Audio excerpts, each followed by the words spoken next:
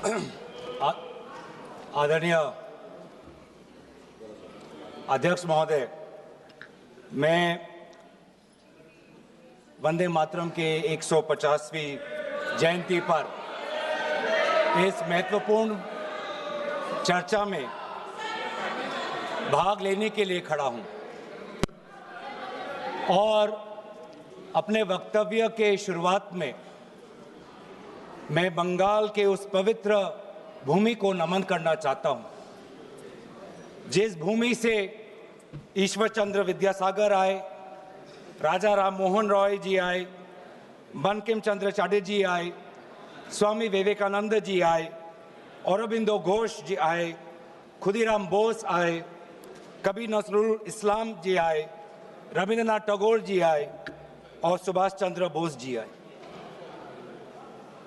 वाकई में बंगाल की इस पवित्र भूमि में एक अद्भुत ताकत है, जिस भूमि ने हमारे देश को न सिर्फ हमारा राष्ट्रगान दिया, लेकिन राष्ट्रगान के साथ हमें राष्ट्रगीत भी दिया।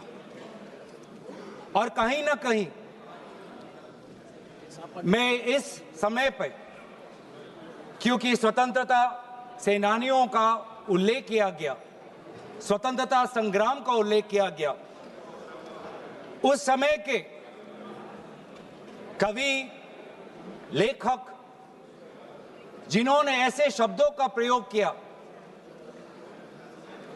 ऐसे कविताएं रची, ऐसे गीत रची,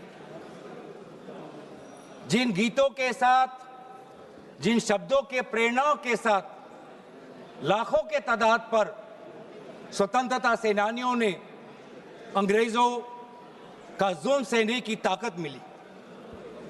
वे ऐसे शब्द थे, वे ऐसे गीत थे, वंदे मातरम, रविंद्रनाथ टैगोर जी के Where the mind is without fear, वो गीत झंडा ऊंचा रहे हमारा, वो गीत सरफरोशी की तमन्ना, वो गीत विद्रोह, वो गीत इंकलाब जिंदाबाद, वो स्लोगन करो या मरो, जय हिंद, सत्यमेव जयते, भारत छोड़ो। ऐसे कई नारे थे, ऐसे कई गीत थे, जिन गीतों ने, जिन शब्दों ने हमारे स्वतंत्रता संग्राम में हमारे भारत के समाज को ताकत दी। वंदे मातरम के इतिहास की और उसके जन्म की बात आदरणीय प्रधानमंत्री मोदी जी ने की। हाँ, जो मंगल पांडे का जो विद्रोह था, उस विद्रोह के विफलता के बाद भारत में एक बेचैनी थी और अंग्रेजों का जुल्म और बढ़ गया था। और ऐसे वक्त में 1872 में बंकिम चंद्र चटर्जी ने, जो पूरे बंगाल में जो रेनेसांस चल रहा था, जो भाषा के संदर्भ में जो एक क्रांति चल रही थी, उस क्रांति में वो भी एक महत्वपूर्ण धारा थे। जिस क्रांति में राजा राम मोहन रॉय भी थे, जिस क्रांति में ब्रह्मो समाज भी था, और उन्होंने 1872 में वो पहले दो पंक्ति लिखे जो आज हमारे राष्ट्रगीत के भाग में हैं। 1872-75 के बाद लगभग 9-10 सालों के बाद उन्होंने आनंद मत लिखा, जहां पर उन दो पंक्तियों में उन्होंने और कई पंक्तियां जोड़ी। और आनंद मत के संदर्भ में लिखा गया,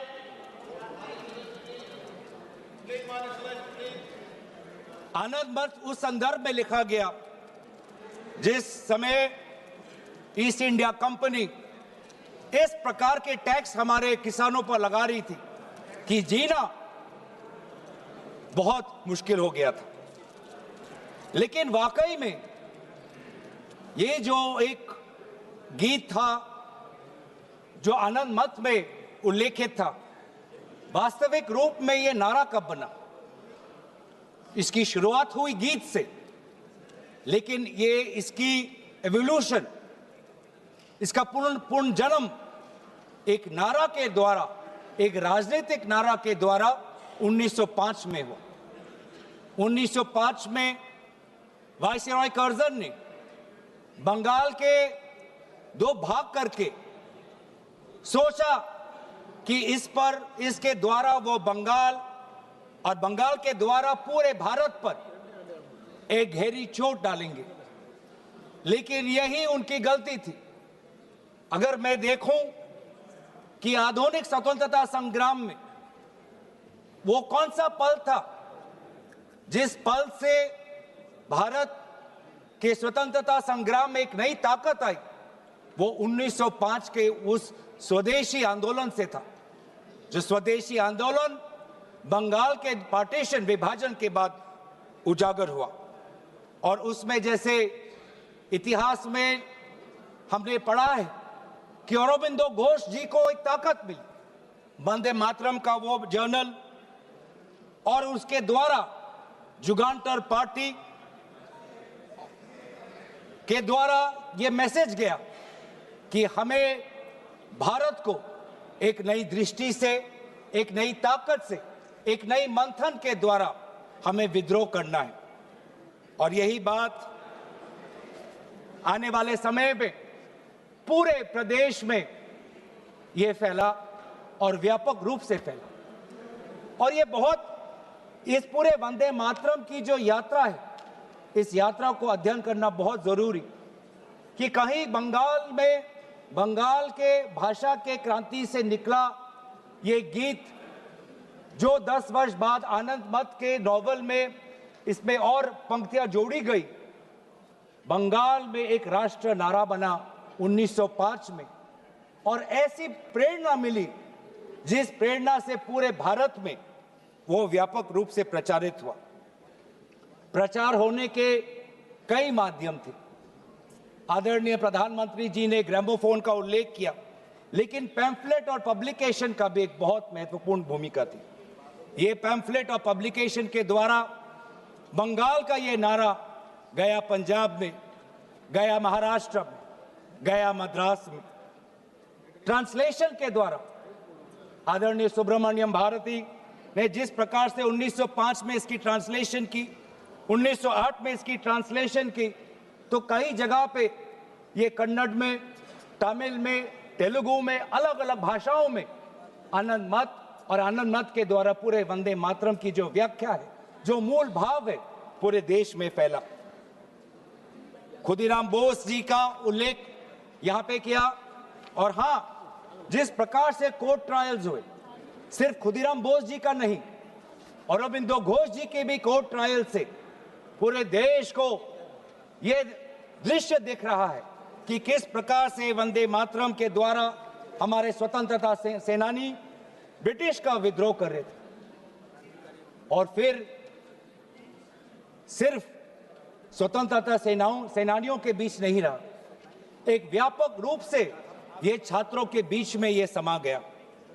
वंदे मातरम का उजागर राजामुंड्री आर्ट्स कॉलेज में किया गया, कोकानाडा आर्ट्स कॉलेज में किया गया, गोदावरी, कृष्णा, गुंटूर तक फैला, बांग्लादेश उस समय के मैमन सिंह सिटी कॉलेज तक पहुंचा, और यहां तक भी नहीं, बाहर जब जो हमारा तिरंगा ध्वज जब 1907 में पूरे विश्व में प्रकाशित किया, तो उस तिरंगा झंडा में भी वंदे मातरम उल्लेखित था। कला के द्वारा भी अवनींद्रनाथ टैगोर, उन्होंने एक पेंटिंग, एक चित्र इससे प्रेरणा लेते हुए किया। तो कहीं ना कहीं हमारे पूरे स्वतंत्रता संग्राम में कला, साहित्य का एक बहुत महत्वपूर्ण भाषा और बहुत महत्वपूर्ण भूमिका रही है। राजनीतिक नारा से, जैसे कि कहा गया, राष्ट्र में इसको एक राष्ट्रीय तवज्जो मिलने लगा, और इस वंदे मातरम को सिर्फ एक राजनीतिक नारा नहीं, लेकिन राष्ट्र गीत से इसको देखा जाए, ये तवज्जो, ये महत्व अगर कोई किसी राजनीतिक दल ने दिया तो वो कांग्रेस पार्टी।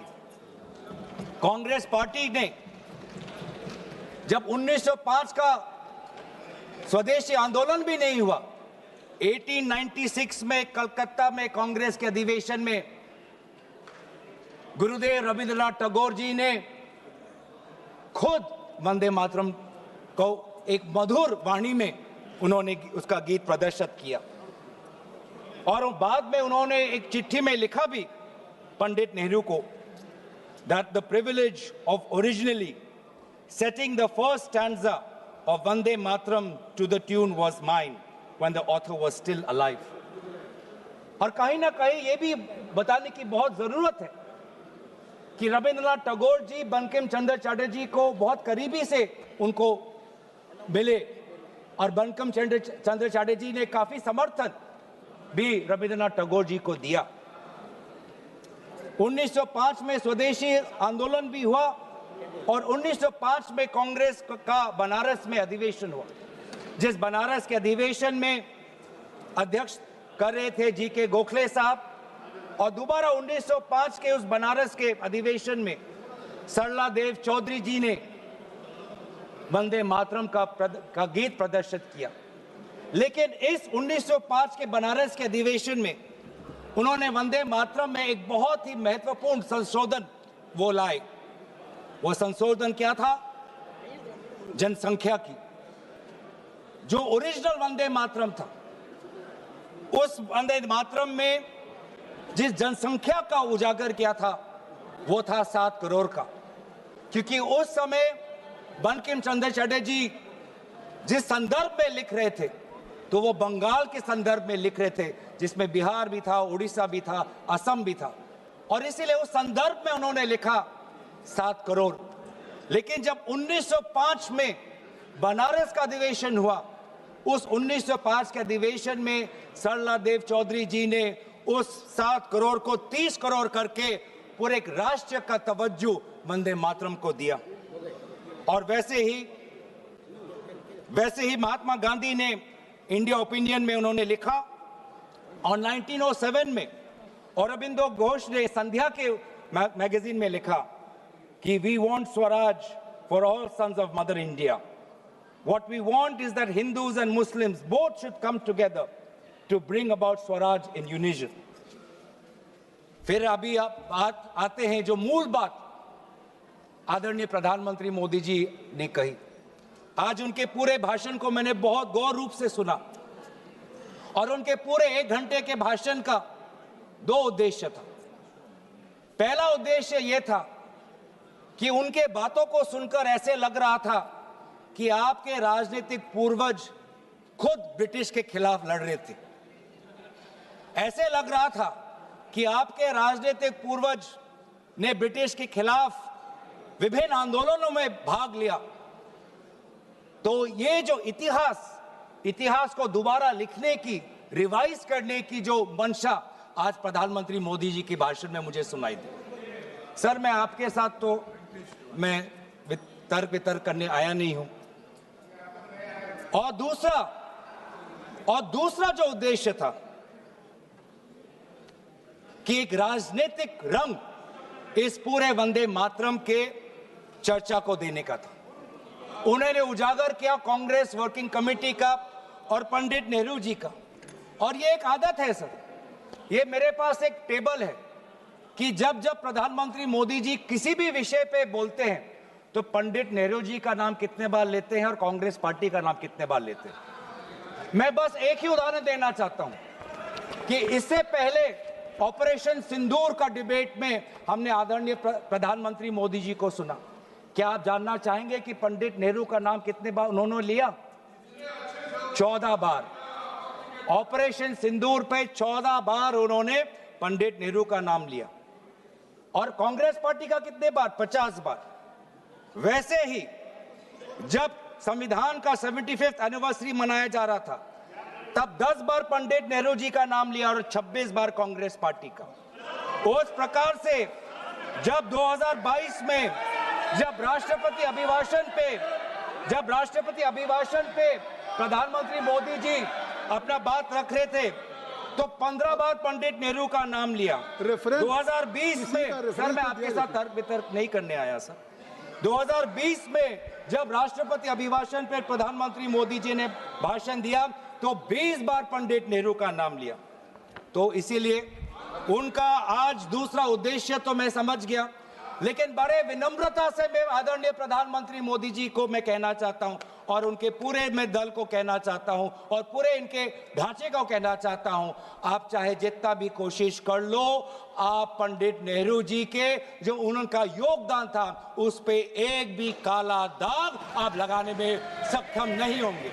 आप चाहे पूरे कोशिश कर लो, आप एक भी उन पे काला दाग लगाने में आप सफल नहीं होंगे। हाँ, कांग्रेस वर्किंग कमेटी में और उससे पहले मुस्लिम लीग का विद्रोह था। मुस्लिम लीग ये कहना चाहती थी कि पूरा वंदे मातरम को बहिष्कार करना चाहिए, पूरे वंदे मातरम को बहिष्कार करना चाहिए। लेकिन मुस्लिम लीग को यह अधिकार कहां से मिला? और क्या मुस्लिम लीग के अनुसार हमारा देश चलेगा? क्या मुस्लिम लीग के अनुसार क्या कांग्रेस पार्टी चलेगी? कतई नहीं। हमारे उस समय के जो हमारे नेता थे मौलाना आजाद साहब, उन्होंने स्वयं कहा कि मुझे वंदे मातरम में कोई भी आपत्ति नहीं है। यह फर्क है कांग्रेस के मौलाना आजाद और मुस्लिम लीग के जिन्ना के बीच में। और उन्होंने लाख कोशिश करने के पश्चात भी, लाख दबाव डालने के पश्चात भी 1937 के कांग्रेस वर्किंग कमेटी में के सेशन में यह निर्णय लिया गया कि जहां पर भी नेशनल गैदरिंग होगी वहां पर हम शुरुआत में वंदे मातरम के पहले दो पंक्तियों को हम गाएंगे। इस सिद्धांत को मुस्लिम लीग ने बहुत बड़ी इसकी आलोचना की, बहुत बड़ी आलोचना की, और आलोचना हिंदू महासभा ने भी की। ये कभी कभी हिंदू महासभा और मुस्लिम लीग के जो राजनीतिक उद्देश्य है वो एक हो जाते हैं। हिंदू महासभा और मुस्लिम लीगों ने दोनों वंदे मातरम को एक विशेष राजनीतिक रूप से देखा और मुस्लिम लीग और हिंदू महासभा ने दोनों ने कांग्रेस पार्टी की आलोचना की। लेकिन कांग्रेस पार्टी अगर चलेगी तो किसी हिंदू महासभा या किसी मुस्लिम लीग की नहीं, भारत के जो हमारे आबादी है, भारत की जो हमारी जनसंख्या है, भारत में जो वंदे मातरम के जो मूल भाव है उसके साथ मूल भाव। आप बार बार वंदे मातरम की आप बात कर रहे थे आदरणीय प्रधानमंत्री जी। वंदे मातरम किस संदर्भ में लिखा गया? ब्रिटिश के विद्रोह में वंदे मातरम का नारा कब लगाते थे? जब हम ब्रिटिश के अंदर हम खौफ पैदा करना चाहते थे। वंदे मातरम का नारा कब लगाते थे? जब हम ब्रिटिश को बताना चाहते थे कि हम डरेंगे नहीं, हम झुकेंगे नहीं। तो ये था मूल भाव वंदे मातरम का, ब्रिटिश के विद्रोह करने का। मैं पूछना चाहता हूं कि आपके राजनीतिक पूर्वजों ने वंदे मातरम की इस मंशा को आपने कब पूरा किया? कब आपने ब्रिटिश का विद्रोह किया? कब किया? अब वंदे मातरम का उद्देश्य था कि ब्रिटिश को के बीच में डर फैलाना। मैं पूछना चाहता हूं कि आपने उस मंशा को कब पूरा किया? 1937 की आप बात करते हैं और 1937 में आपको आपत्ति है, तो मैं पूछना चाहता हूं कि 1942 में जब भारत छोड़ो आंदोलन था तब आपके राजनीतिक पूर्वज कहां थे? अगर आपको लगता है कि वंदे मातरम के साथ कांग्रेस पार्टी ने उसको दुर्बल करने की एक साजिश की, तो मैं पूछना चाहता हूं कि आपने जब वंदे मातरम का जो मूल उद्देश्य था कि अंग्रेजों भारत छोड़ो, तो उस भारत छोड़ो के आंदोलन में आप लोग कहां थे? क्या इतिहास गवाह नहीं कि आपके राजनीतिक पूर्वज में उनका नाम नहीं लेना चाहता कि उन्होंने खुद कहा था कि इस आंदोलन में भाग नहीं लेने का? खुद बोलते थे, दूसरे खुद उन्होंने कहा कि इस आंदोलन में भाग नहीं लेना। और बंगाल में आपके जो राजनीतिक आपके गुरु हैं, मैं उनका नाम भी लेना नहीं चाहूंगा, पर उन्होंने भी खुद कहा था कि भारत छोड़ो आंदोलन में भाग नहीं लेना चाहिए। तो अब वंदे मातरम की बात करते हैं, स्वतंत्रता सेनानियों की बात करते हैं, प्रोपेगेंडा करने की कोशिश करते हैं। जो कांग्रेस वर्किंग कमेटी पंडित नेहरू ने जी के सबके साथ जो विचार विमर्श किया, उसमें सब शामिल थे। उसमें शामिल थे रविंद्रनाथ टैगोर जी, जिन्होंने स्वयं कहा कि जो पहले दो स्टैंजाज हैं वो इतने मधुर हैं, उसमें इतनी ताकत है, जो पूरा सारांश है वंदे मातरम का वो पहले दो स्टैंजाज में है। और पंडित नेहरू जी ने भी उस वर्किंग कमेटी में कहा, उस रेजोल्यूशन में पंडित नेहरू जी को मैं कोट करना चाहूंगा, the words Vande Mataram became a slogan of power which inspired our people and a greeting which ever reminds us of our struggle for national freedom. ये है पंडित नेहरू जी और कांग्रेस पार्टी की मूल भाव वंदे मातरम के पक्ष में। और जिस मुस्लिम लीग ने कहा कि पूरे वंदे मातरम को बहिष्कार करो, उस मुस्लिम लीग को दोबारा करारा जवाब हमने हमारे कॉन्स्टिट्यूएंट असेंबली में दिया 1950 में 24 जनवरी को, जब संविधान की जो बैठक हुई थी उसके अंतिम दिन पे हमने कहा कि हम मुस्लिम लीग की बात नहीं सुनेंगे, हम वंदे मातरम को नेशनल सॉन्ग का हम ये तवज्जो हम देना चाहेंगे। और यही हमारे बंगाल के प्रति हमारा आभार था कि उसी कॉन्स्टिट्यूएंट असेंबली में कहा, यह सिद्धांत लिया गया कि जन गण मन हमारा नेशनल एंथम होगा और वंदे मातरम हमारा नेशनल सॉन्ग होगा। और ये पूरे सिद्धांत के साथ कौन कौन इसके साथ सहमत थे? राजेंद्र प्रसाद जी सहमत थे, सी राजागोपालाचारी जी सहमत थे, जीबी पंत साहब सहमत थे, मौलाना आजाद जी सहमत थे, रविशंकर शुक्ला जी सहमत थे। तो ये है आज इतिहास। वास्तविक में अगर मैं बोलूं कि आपके पार्टी ने कभी बंगाल को समझने की कोशिश ही नहीं की। सत्ता के लालच में आपने कभी बंगाल को समझा ही नहीं। बंगाल की भक्ति को सर, मैं उनके साथ तर्क वितर्क नहीं करने आया। पॉइंट ऑफ ऑर्डर, मैं उनके साथ तर्क वितर्क नहीं करने आया सर, मैं तर्क वितर्क नहीं, और मैं यील्ड करना नहीं चाहता। पॉइंट ऑफ ऑर्डर मैं यील्ड करना भी ये नहीं चाहता। स्पीकर का डायरेक्शन 114 और 115 ये इतिहास को गलत करे। जब भारत अलग हो गया सर, भारत का विभाजन हो गया, मुस्लिम लीग ने जब पाकिस्तान बना दिया 15 अगस्त 1947 को, जब भारत और पाकिस्तान का बंटवारा हो गया, तो मुस्लिम लीग किस कॉन्स्टिट्यूएंट असेंबली में था जिस 24 जनवरी 1950 की वो ये डिबेट है सर। अगर आप मुझे बोलने देंगे तो मैं इनसे कहूंगा कि जैसे हमने आदरणीय मोदी जी को सुना, आप भी सुनने का धैर्य रखें। धैर्य की कमी मत दिखाइए, संयम की कमी आप मत दिखाइए। हमने संयम दिखाया, हमने धैर्य दिखाया, अब आपकी बारी है। आपने बंगाल को कभी समझा नहीं, आपने बंगाल की भक्ति को नहीं समझा, आपने बंकिम चंद्र चटर्जी को नहीं समझा। बंकिम चंद्र चटर्जी की जो विचार थे, ये पूरा जो विज्ञान को लेके जो उनके विचार थे, एक फ्री इंडिया को लेके जो उनकी विचार थी, आपने नहीं समझा। आपने रविंद्रनाथ टैगोर जी को नहीं समझा। आपके लिए तो सब कुछ बांग्लादेशी।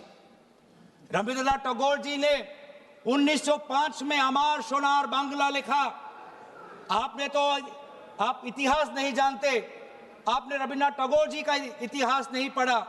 और जब कहीं आपको अमार सोनार बांग्ला आपको सुनाई पड़ता है तो आपको सिर्फ बांग्लादेशी सुनाई पड़ता है। लेकिन जिस समय वो लिखा गया, बंगाल के पार्टीशन में जो दुख, जो वेदना, अमार सोनार बांग्ला, मेरे जो सुनहरे बंगाल के प्रति जो भाव था, उसको आपने नहीं समझा।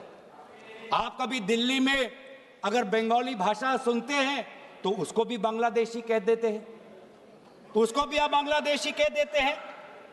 जो वास्तविक में बंगाल लोगों की जो समस्या है, असम में बंगाल लोगों की जो डी वोटर की समस्या है, आज 10 साल आपका डबल इंजन हो गया, आपने असम में डी वोटर की समस्या को समाधान नहीं किया। असम में बंगाल के लोग आज अपने आप को भारतीय नागरिक कहना चाहते हैं, लेकिन आपने ऐसा कानून लेके आए हैं, आप असम में बंगाल के लोग अपने आप को भारतीय नागरिक नहीं, अपने आप को बांग्लादेशी का प्रमाण सरकार को देना पड़ रहा है। ये है आज। इसीलिए ना आप बंगाल को समझे, ना आपने राष्ट्र को समझा। ये हम कह रहे हैं ना राष्ट्रगीत, इसमें जो राष्ट्र है, आपने कभी राष्ट्र को समझने की कोशिश नहीं, क्योंकि ये राष्ट्र जो है एक संघीय ढांचे पर निर्भर है और इसमें कई प्रकार के राष्ट्रभक्ति हैं। आज अगर भारत एक मजबूत राष्ट्र है, वो इसलिए है क्योंकि इसमें ना सिर्फ बंगाल की राष्ट्रभक्ति समाई हुई है, इसके साथ तमिल की भी राष्ट्रभक्ति समाई हुई है, इसके साथ असम की राष्ट्रभक्ति समाई हुई है, इसके साथ पंजाब की राष्ट्रभक्ति समाई हुई है, इसके साथ केरल की राष्ट्रभक्ति समाई हुई है, इसके साथ कर्नाटका तेलंगाना की राष्ट्रभक्ति समाई हुई है, इसके साथ नागालैंड उत्तर पूर्वांचल की राष्ट्रभक्ति समाई। लेकिन आपने कभी समझा ही नहीं। हमारे सारे प्रदेशों की राष्ट्रीय भक्ति समाई हुई है, तब जाके भारत को हम एक मजबूत राष्ट्र बना सकते हैं। आपने कभी हमारे राष्ट्र में धर्म अनेक, वो आप ले लीजिएगा अखिलेश जी, आप ले लीजिए। हमारे राष्ट्र में धर्म अनेक, हमारे राष्ट्र में भाषा अनेक, हमारे राष्ट्र में प्रांत अनेक, लेकिन हमारे राष्ट्र में राष्ट्र ग्रंथ सिर्फ एक, वो है हमारे भारतीय संविधान। वो है हमारे भारतीय संविधान। पैगंबर अनेक, धार्मिक ग्रंथ अनेक, मंदिर अनेक, लेकिन राष्ट्र निर्माण के संदर्भ में सिर्फ एक ही ग्रंथ, वो है संविधान। और इस संविधान की सुरक्षा हम आज भी कर रहे हैं। आज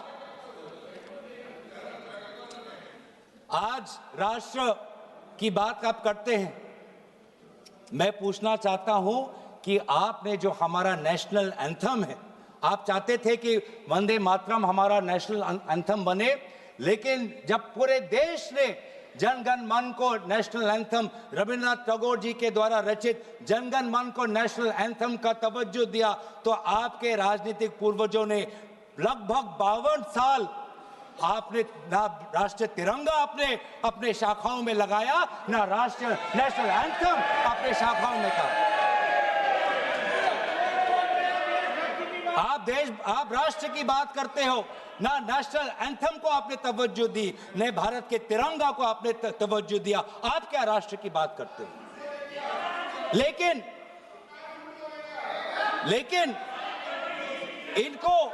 इनको सत्ता का, इनकी जो परिभाषा है सत्ता की, वो अलग है। इनको लगता है कि अगर सत्ता मिल गया तो पूरे राष्ट्र पर ये शासन चलाएंगे। ये लोग, यही फर्क है। मैं समझ, यही। धन्यवाद संजय जायसवाल जी, धन्यवाद। क्योंकि हमारे लिए सत्ता शासन का नहीं, हमारे लिए सत्ता सेवा का माध्यम है। सेवा का माध्यम, ये फर्क है। ये संजय जी को आप धन्यवाद दे रहे हैं। ये फर्क है। ये संजय जी को आप धन्यवाद दे रहे हैं। आपके साथ तो मैं नहीं करने, आपके साथ तो नहीं करना। ये फर्क है राजतंत्र और लोकतंत्र में। राजा शासन करना चाहता है और सेवक भारत के संविधान को सेवा करना चाहता है। ये फर्क है राजा और सेवक में। और आज यही हम देख रहे हैं कि आज हमारे भारत के लोग अनेक समस्या उठा रहे हैं, लेकिन उस समस्या का एक भी उल्लेख नहीं। सर, आज अगर हम राष्ट्र की बात कर रहे हैं, राष्ट्र के प्रति हमारे भक्ति की बात कर रहे हैं, राष्ट्र के प्रति आपकी सेवा के लिए धन्यवाद। सभापति महोदय, थोड़ा मुझे सुनिए। सभापति महोदय, मुझे हम राष्ट्र के प्रति हमारे कर्तव्य की बात के प्रति हमारे कर्तव्यों की हम बात कर रहे हैं।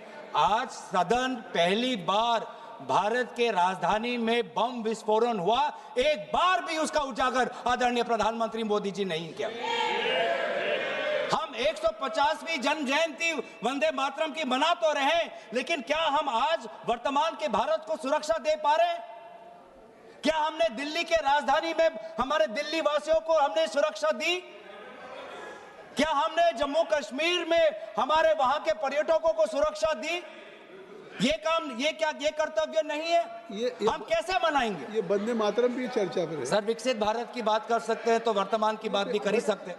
2047 की बात कर सकते हैं तो 2025 की बात भी कर सकते वंदे हैं। मातरम के 150 वर्षों की यात्रा का आज आलोचना तो आज हम सुरक्षा की बात करते हैं, आज हम सुरक्षा की बात करते हैं। किसी की आलोचना नहीं की आज सभापति महोदय, प्रधानमंत्री ने किसी की आलोचना नहीं की। सभापति महोदय, सभापति महोदय, तो इसलिए वंदे मातरम तक बढ़े। सभापति महोदय, अगर वास्तविक में अगर 150वीं जन्म जयंती वंदे मातरम का पालन करना है तो हमें सुरक्षा देना होगा, स्वास्थ्य की सुरक्षा देनी होगी।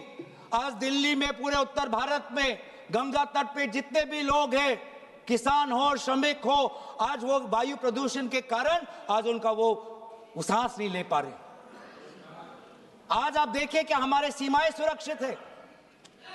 पहलगाम के बाद आज पाकिस्तान की जो फील्ड मार्शल है वो हमारे अमेरिका के राष्ट्रपति के साथ बैठते हैं। पाकिस्तान और अमेरिका के बीच में और करीबी बात आ गई है और करीब हो गए हैं, और आप लोग उस पर कुछ नहीं कह रहे। आज करेंसी, जब आपने एक टाइम पे कहा जब करेंसी बढ़ती है तो उम्र का उजागर है, आज तो भारतीय करेंसी। सर, मैं आपके साथ मैं ऑपरेशन सिंदूर की चर्चा हो चुकी है, उस पर आप लोगों ने भी किया था और स्पष्ट कर दिया था। मुझे लगता है आज वंदे मातरम की 150 वर्षों की यात्रा है, आज इसको अगर इस चर्चा को किसी आरोप प्रत्यारोप से या विवादों से ऊपर रखें तो ज़्यादा अच्छा होगा।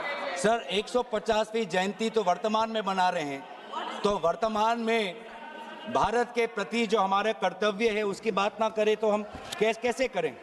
और इसीलिए आज करेंसी, जिस करेंसी का आपने उजागर किया कि करेंसी जब बढ़ती है तो किसी का उम्र का उदाहरण मिलता है, आज तो 100 तक पहुंच गया करेंसी। तो ना वायु प्रदूषित है, ना वायु से हम सुरक्षित है, ना करेंसी हमारी सुरक्षित है, ना हमारी सीमा सुरक्षित है, ना हमारे दिल्ली में हम सुरक्षित है, ना जम्मू कश्मीर और लद्दाख में जो सुरक्षा उनको मिलनी चाहिए, जो राजनीतिक सुरक्षा मिलना चाहिए, जो संपूर्ण राज्य का दर्जा मिलना चाहिए, जो यूटी का दर्जा मिलना चाहिए, ना उनको हम दे पा रहे हैं। आज ना हमारा उद्योग सुरक्षित है, आज मोनोपोलीज के कारण आज आम ग्राहक, आज बड़े बड़े उद्योगपति के पैर पे आज पड़ा हुआ है। इंडिगो के आज हम देख रहे हैं कि एक मोनोपोली आई, जिस मोनोपोली के कारण आज आम व्यक्ति आज रो रहा है। आज एक आम व्यक्ति आज उसके घर उजड़ गए। आपसे हमने ऐसे, एक मिनट सुन लें, आपसे आग्रह करता हूं कि स्वयं ऑनरेबल स्पीकर ने कहा था कि आज जो हम चर्चा कर रहे हैं ये केवल वर्तमान के लिए नहीं, आने वाली पीढ़ियों के लोग भी आज की इस चर्चा से प्रेरणा लेंगे। देखिए, आपकी इस चर्चा से प्रेरणा लेंगे, और मुझे लगता है कि आपको बहुत से अवसर मिलेंगे जब आप आलोचना कर सकते हैं, आरोप प्रत्यारोप कर सकते हैं, लेकिन आज की चर्चा कम से कम मैं आपसे धन्यवाद सर। वंदे मातरम राष्ट्र के प्रति हमारे कर्तव्य को उजागर कर, और आज तो हमारा वोट भी सुरक्षित नहीं है, आज तो हमारा वोटर लिस्ट भी सुरक्षित नहीं है। आज हम विभिन्न प्रदेशों में देख रहे हैं कि किस प्रकार से ये सरकार यूपीआई की बात करती है, जेम ट्रिनिटी की बात करती है, आधार की बात करती है, लेकिन मशीन रीडेबल वोटर लिस्ट नहीं देना चाहती। वो काम वो कागज से करवाना चाहती है। तो ना आज वोट सुरक्षित है, ना आज स्वास्थ्य सुरक्षित है, ना सीमा सुरक्षित है, ना करेंसी सुरक्षित है, ना व्यापार सुरक्षित है। ऑनलाइन कॉमर्स आने के बाद आज भारत का वो छोटा दुकानी, आज वो मध्यम वर्ग का दुकानी आज पूरा तहस नहस हो गया। आज इसके ऊपर ये हमारी सरकार क्या कर रही है? लेकिन ये सरकार सवाल से डरती है, चर्चा से डरती है, और ये चाहती है कि अगर ये संस्थाओं को इन्होंने अगर कैप्चर कर लिया, आपने चर्चा संस्थाओं इतनी अच्छी शुरू की थी, और अगर आप अपने चर्चा के भाषण करें तो वाकई वो चर्चा देश के लिए एक अच्छी आपने की, लेकिन अब उस चर्चा को मुझे लगता है वहाँ तक रखिए सीमित। तो सर, मैं तो अपने विषय पे रहूंगा, मैं अपने विषय पे रहूंगा। ये सरकार ये समझती है कि अगर इन्होंने संस्थाओं को जकड़ लिया तो भारत की जो हमारी जो सोच है भारत के जो हमारे जो मूल्य हैं उनको भी जकड़ लेंगे, उनको भी कब्जा कर लेंगे। ये होने नहीं वाला। आप भले जुडिशरी को कब्जा कर सकते हो, आप भले निर्वाचन आयोग को कब्जा कर सकते हो, आप भले इनकम टैक्स को कब्जा कर सकते हो, आप भले ईडी को कब्जा कर सकते हो, लेकिन भारत के आवाम की लोकतंत्र, इसको जुडिशरी पे जो आलोचना हो रहे हैं ये कार्रवाई का हिस्सा नहीं होगा। भारत के संसदीय कार्य राज्य मंत्री माननीय अर्जुन राम मेघवाल जी, जुडिशरी पे कब्जे करने वाली बात ये कैसे कह रहे हैं साहब सदन में? ये जुडिशरी पे, ये न्यायपालिका पे अपमान है। सुप्रीम कोर्ट ये क्या कह रहे हैं? ये कोई नोटिस दिया है क्या चर्चा करने के लिए? जुडिशरी पे हमने उसको कार्रवाई के हिस्से से निकाल दिया। हाँ ठीक है, ओके बोलिए। तो सर ये आज हमारे भारतीय नागरिकों के आम जो अधिकार है उनको भी कब्जा करना चाहती है। जो वोट देने का अधिकार, जो स्वतंत्र विचार का अधिकार, किसी से प्रेम करने का अधिकार, अपने अनुसार विचार रखने का अधिकार, सरकार को आलोचना करने का अधिकार, सरकार को सवाल पूछने का अधिकार, इन अधिकारों को भी ये छीनना चाहती है। और अगर यह इन अधिकारों को छीनना चाहती है तो ये बंकिम चंद्र चटर्जी के काल्पनिक जो कल्पना के अनुसार जो भारत के जो सपना देखा था उसके विरोध में वो जा रहे हैं। जो रविंद्रनाथ टैगोर जी ने जो एक फ्री इंडिया का जो एक कल्पना की थी उसके विरोध में जा रहे हैं। तो इसीलिए आज ब्रिटिश तो रहे नहीं, लेकिन ब्रिटिश का divide and rule policy follow करने वाले आज भी कुछ राजनीतिक ताकत आज भी है। जिस प्रकार से ब्रिटिश ने सेडिशन का कानून इस्तेमाल कर भारत के वैचारिक जो हमारी स्वतंत्रता है उसको पकड़ने का काम किया, आज भी ऐसे कुछ राजनीतिक ताकत है जो सेडिशन के कानून के द्वारा हमारे ही नागरिकों को जेल में रख रही है। तो इसीलिए आज हम उन ताकतों को कहना चाहते हैं कि हमारी पार्टी और विपक्ष की पार्टी और इंडिया अलायंस भारत के हम आम नागरिक के साथ खड़े हैं। और हम आज भी प्रतिबद्ध हैं कवि रविंद्रनाथ टैगोर जी के उस वो महान पंक्ति के प्रति, जिन पंक्तियों को मैं अंत में उजागर करते हुए मैं अपने भाषण को समाप्त कर दूंगा। Where the mind is without fear, where the mind is without fear and the head is held high, where knowledge is free, where the world has not been broken up into fragments by narrow domestic walls, where words come out from the depth of truth, where tireless striving stretches its arms towards perfection, where the clear stream of reason has not lost its way into the dreary desert sand of dead habit, where the mind is led forward by thee into ever-widening thought and action, into that heaven of freedom, my Father, let my country awake। इन्हीं पंक्तियों के प्रति हम हमेशा कार्यबद्ध रहेंगे और यही कहते हुए मैं अपनी वाणी को समाप्त करना चाहता हूँ। धन्यवाद। जय हिंद, वंदे मातरम। श्री अखिलेश यादव जी।